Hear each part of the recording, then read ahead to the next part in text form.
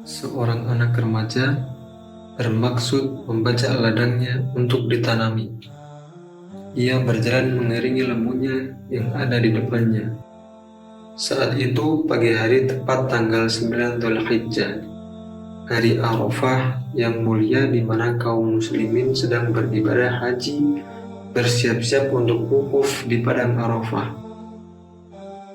Tanpa diduga-duga, tiba-tiba lembu itu menoleh kepada pemuda yang berjalan mengikutinya dan berkata, "Wahai Abdul Qadir, engkau tidak dijadikan untuk ini, dan engkau tidak diperintahkan untuk mengerjakan ini."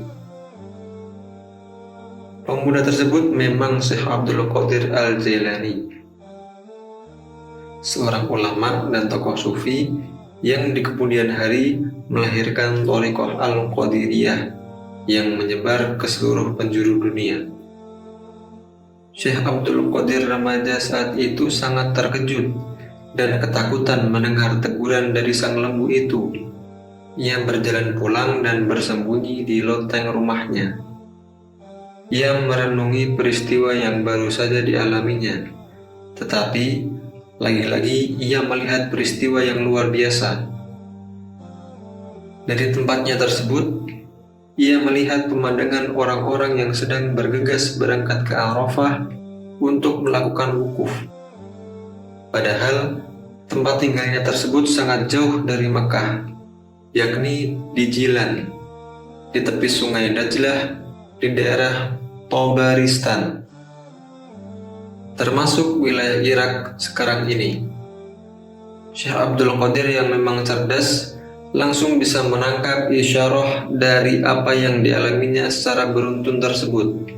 Ia mendatangi ibunya, orang tua yang tinggal satu-satunya yang sangat dipatuhinya itu, dan berkata, "Wahai ibu, serahkanlah aku kepada Allah, dan izinkanlah aku pergi ke Baghdad untuk menuntut ilmu dan berziarah kepada orang-orang solih di sana." Tentu saja, ibunya yang bernama Fatimah itu terkejut dengan sikap dan permintaan anaknya yang begitu tiba-tiba, tanpa ada tanda-tanda sebelumnya. Sang ibu berkata, "Wahai anakku, kenapa engkau tiba-tiba berkata seperti itu?" Syekh Abdul Qadir menceritakan peristiwa yang dialaminya pada hari itu, dan ibunya menangis, penuh haru sekaligus pilu mendengarnya. Tangisan bahagia dan sedih. Bahagia karena ia yakin anaknya tersebut akan memperoleh derajat yang mulia di sisi Allah, sebagaimana pesan atau isyarat yang dikandung dari peristiwa yang diceritakannya itu. Sedih karena ia harus berpisah dengan putra kesayangannya itu, dan belum tentu akan bertemu di kemudian hari. Tetapi, sebagai seorang ibu yang solihah, ia merasa bahwa itu sudah merupakan kehendak Allah. Anaknya akan menjalani kehidupan yang terpisah dengan dirinya. Karena itu, ia harus merelakannya dan meridhoinya. Fatimah mempersiapkan segala sesuatu untuk kepergian anaknya tersebut. Ia juga telah menghubungi kafilah dagang yang akan berangkat ke Baghdad untuk menitipkan Syekh Abdul Qadir kepada mereka hingga sampai di sana. Sebelum meninggal, suaminya itu telah mewasiatkan 80 dinar untuk keperluan dua anaknya saat dewasa. Karena itu, ia mengambil 40 dinar untuk bekal Syekh Abdul Qadir. Ia membuat saku rahasia pada bajunya di bagian bawah ketiaknya dan meletakkan uang tersebut, lalu menjahitnya sehingga tidak mungkin jatuh atau hilang dari baju anaknya. Pada waktu yang ditentukan kafilah akan berangkat, ibunya berpesan kepada Syekh Abdul Qadir untuk selalu berkata benar dan berlaku jujur dalam keadaan apapun. Ketika ia berangkat dan mengucapkan selamat tinggal, ibunya berkata, "Berangkatlah wahai anakku, aku telah menitipkan engkau kepada Allah. Mungkin wajahmu takkan pernah kulihat lagi hingga datangnya hari kiamat. Di tengah perjalanan, ketika kafilah itu meninggalkan suatu daerah yang bernama Hamadan, sekelompok orang berkuda berjumlah 60 mengepung kafilah tersebut.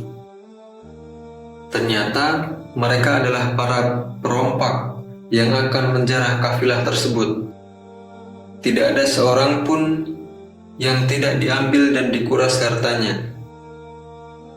Tetapi Syekh Abdul Qadir dibiarkan begitu saja karena ia tampak miskin dan tidak membawa apa-apa.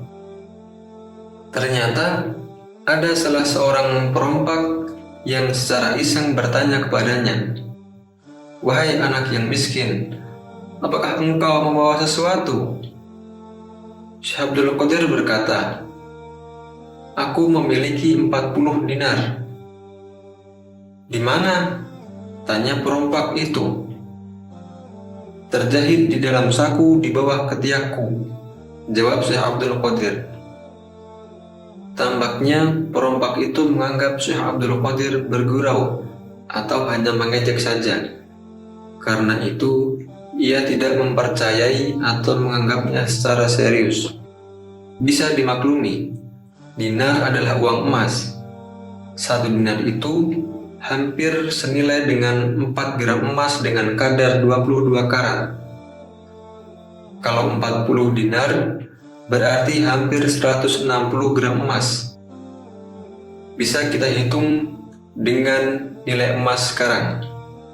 Dengan penampilan seperti itu, tentu saja ia tidak percaya bahwa Syekh Abdul Qadir mempunyai uang sebanyak itu. Beberapa orang perompak lain yang melihatnya sempat menanyakan hal yang sama, dan Syekh Abdul Qadir tidak pernah merubah jawabannya.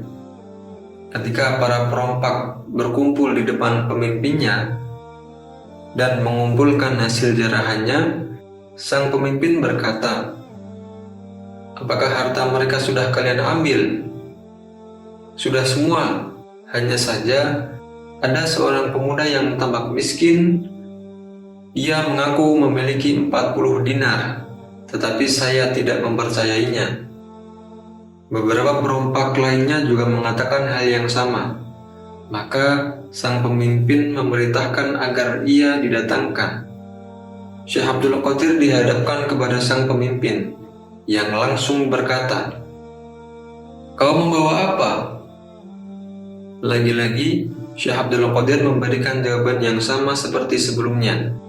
Maka sang pemimpin memerintahkan anak buahnya untuk menggeledahnya. Mereka menemukan 40 dinar itu tepat seperti yang dikatakan Syekh Abdul Qadir. Sang pemimpin tampak tercengang tak percaya melihat anak muda di depannya. Setelah 40 dinar itu ditaruh di depannya oleh anak buahnya, ia berkata, "Wahai anak muda, mengapa engkau mengakui memilikinya dan tidak berbohong saja agar hartamu tidak kami rampas?" Syekh Abdul Qadir berkata, "Ibuku berwasiat agar aku selalu berkata benar dan berlaku jujur dalam keadaan apapun, dan aku tidak akan pernah mengingkari janjiku kepada beliau." Pemimpin perompak itu langsung menangis mendengar jawaban Syekh Abdul Qadir dan berkata sambil terisak-isak, "Engkau tidak pernah sekalipun mengingkari janjimu kepada ibumu, sedangkan aku telah bertahun-tahun mengingkari Allah, selalu menyalahi dan melanggar larangan Allah. Mulai saat ini, aku bertaubat kepada Allah." Para anak buahnya yang memang ikut terperangah kagum dengan kejujuran Syekh Abdul Qadir itu berkata kepada pemimpinnya, "Engkau adalah pemimpin kami dalam kejahatan atau perampokan, maka engkau adalah pemimpin kami pula dalam bertaubat." Para perompak yang bertaubat itu mengembalikan hasil jarahannya kepada kafilah tersebut dan mengakui Syekh Abdul Qadir yang masih muda bahkan belum memulai menuntut ilmu itu, sebagai gurunya dalam kebaikan karena kejujurannya.